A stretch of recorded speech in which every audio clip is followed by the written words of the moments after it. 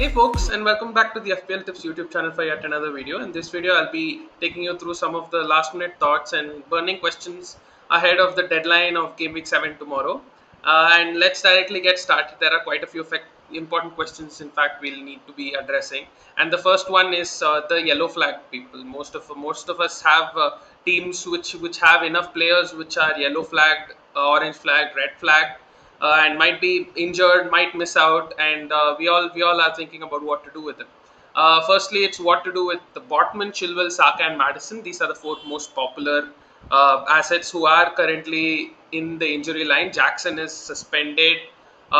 Wilson has a knock as well. So let's just take. I'll just take you through this. Firstly, Botman, I think there was hopeful news from Eddie Howe that Botman and Wilson also he's hoping them to be fit, but by the way he said there is a good chance that both of them will be fit to start. Whether they start or not is not really something which we can uh, decipher from what Eddie Howe has said, but they should be fit, and I think Botman should be a comfortable hold for this week, especially because one, there are other problems to be addressed elsewhere, and also that Newcastle have good fixtures coming up. So it's not a long term injury. You can bench him for another bench option, and this is a week where there are double game week players as well.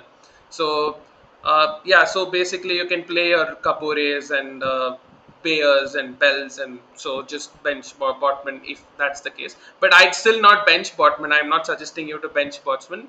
You should probably still start Botman if he has Burnley at home. If he does start, then he will be if he doesn't start, then he will be replaced by one of your bench players if you have a decent bench. So that's with Botman. Chilwell, I think in the recent press conference, Pochettino has said that it's a few months out at least. So Chilwell is a sell for this week. Even with a hit, I'd say sell Chilwell. He's dropped in value. He would drop in value much more drastically. And there is Trippier, who's about 1 million more than Chilwell, who's looking like a great option. And last week he hit 18 points. He might not repeat 18 points again this week, but you can count on him to create a few chances, and if he does create a few chances and Newcastle put it away, he'll be getting 3 bonus points. If they get the clean sheet, he will get a haul as well. So I think Trippier is the obvious replacement. If you don't have Trippier, then I'd probably say downgrade him to maybe a share, or maybe even a Botman, or an Aston Villa defender. I think Cash is a good enough buy as well, who has very good fixtures coming up. So these are my Chilwell replacements, and he does seem like a sell for now. Um, yeah, and coming to Saka and Madison, these are two very important players who are in your team, and you might want to see what is up with them.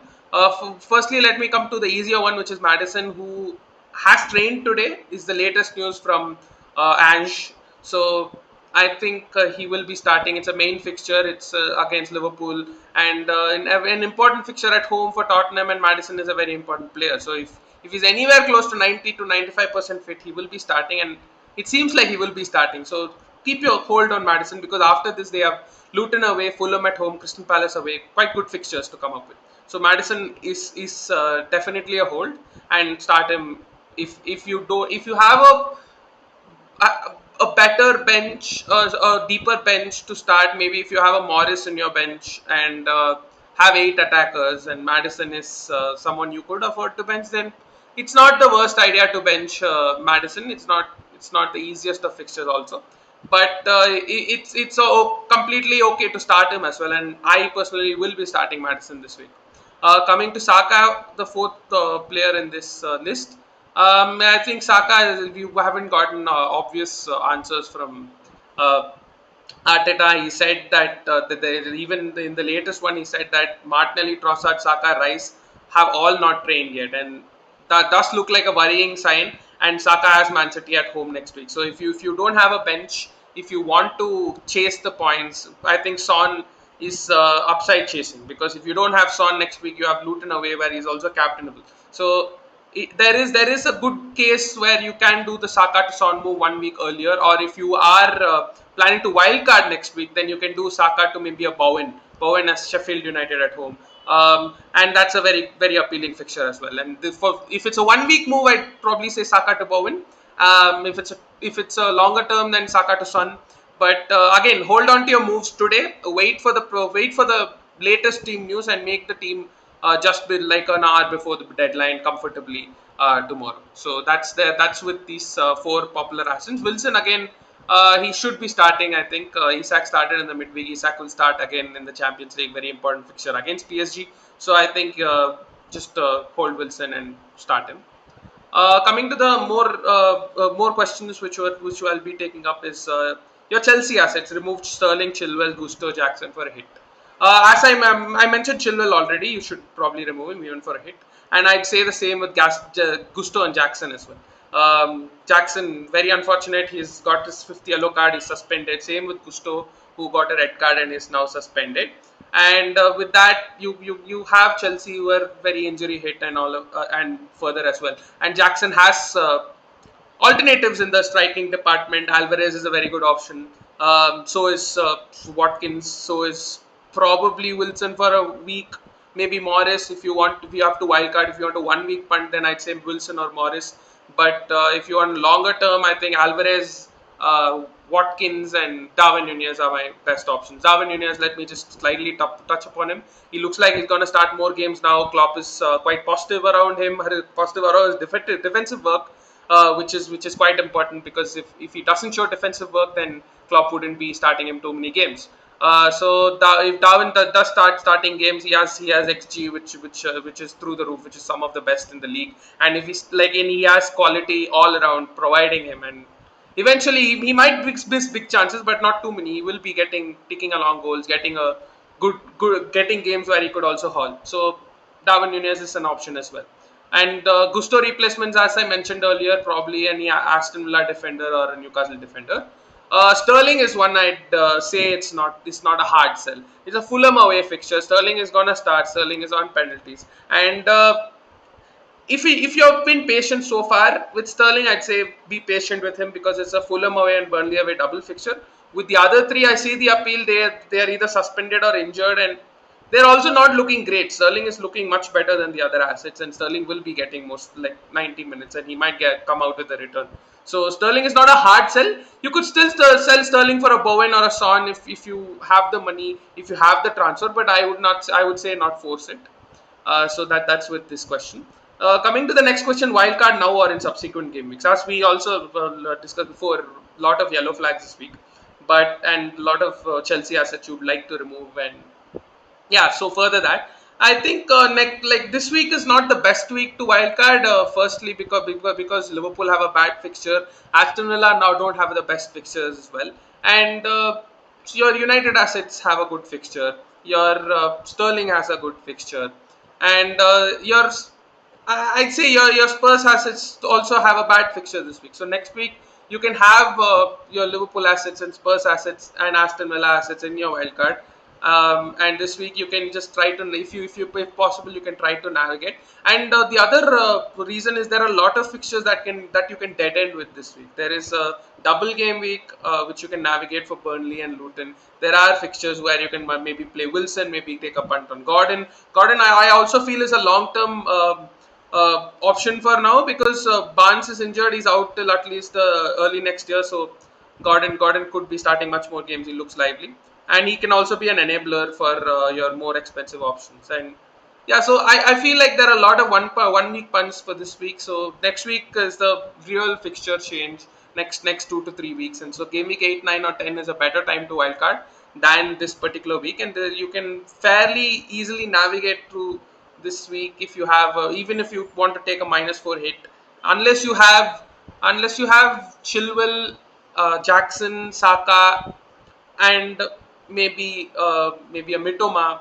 who I'll be coming up with later. Then maybe you can you can bring a wild card forward. But I'd say it's better to hold it on until next week and then assess your team because the fixtures get better next week.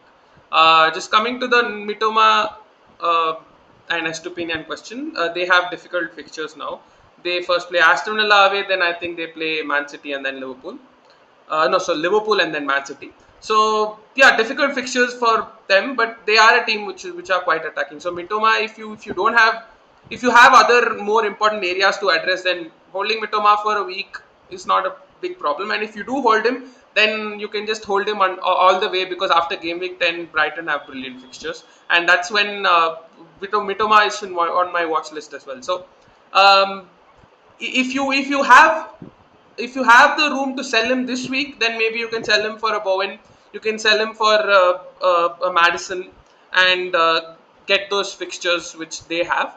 But if you don't, then it's perfectly okay holding Mitoma. Same with Estupinian. Estupinian is also someone who's in my team, and he's not a hard sell for me because I have options coming on from the bench. Like I have Share and Botman and double game week player this week, and next week I'll maybe find a way. I have Luton away, who's Udoki, and also Sharon Botman. So if you have options in the bench who can maybe, even this week is not a bad fixture to play Estupinian, but the next two fixtures where you can maybe cover the Brighton asset, then you can just without making any transfers, you can get their lovely fixture run from game week 10. So that's where I am. They are not forced sells, and if you can hold up, if you have a good team, if you have a great bench, especially then it's okay holding them. But maybe if Mitoma is a more of a sell because there are midfield options available everywhere, and you can maximize on points. But with Estupinian, I'm saying more of a hold if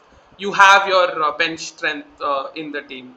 So that's where with this question. And the final question of the day will be the midfielders to buy. Other than the ones I've mentioned already, I think Diaby looks great. He has great fixtures coming up. Brighton at home, then Wolves away, Luton at home, and West Ham at home, Luton at home, and Nottingham Forest away. Great fixtures for Aston Villa, and Diaby looks central. Diaby looks great. He looks like very central player to Aston Villa. Could be getting a few involvements. Son is obviously a buy because he's really looking at it at the number 9 position, and he's very central, and he's a deal breaker at 9.2 million. Also, he's probably the best midfielders in the game right now, with value also in consideration. And Jared Bowen is also another midfield option to buy, who has Sheffield United at home, and in the medium term also, I think they have very good fixtures coming up after game week 9, game week 10. I think, and so West Ham are also a good team to keep, and Bowen is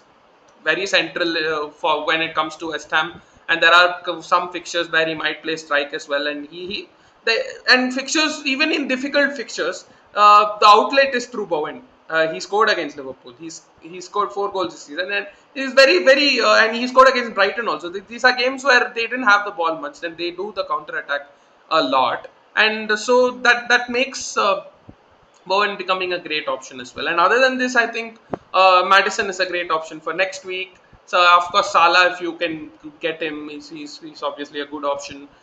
Luis Diaz is one I can mention, who's a midfielder you could buy after game week 9, because he is again a player who looks like the first choice. Liverpool's first choice is little more known now that Darwin Nunez and Luis Diaz will be starting more games than not, and the Europa League and League Cup games will be given to Jota and Gakpo, unless there are other external factors like maybe a niggle or a big travel from. I mean, game week 9 is a week where yeah, your Diaz and Nunez will be coming from South America, and so there are external factors, but it looks more likely that these are the two main attackers who will be playing along with Salah for most part of the season in the Premier League.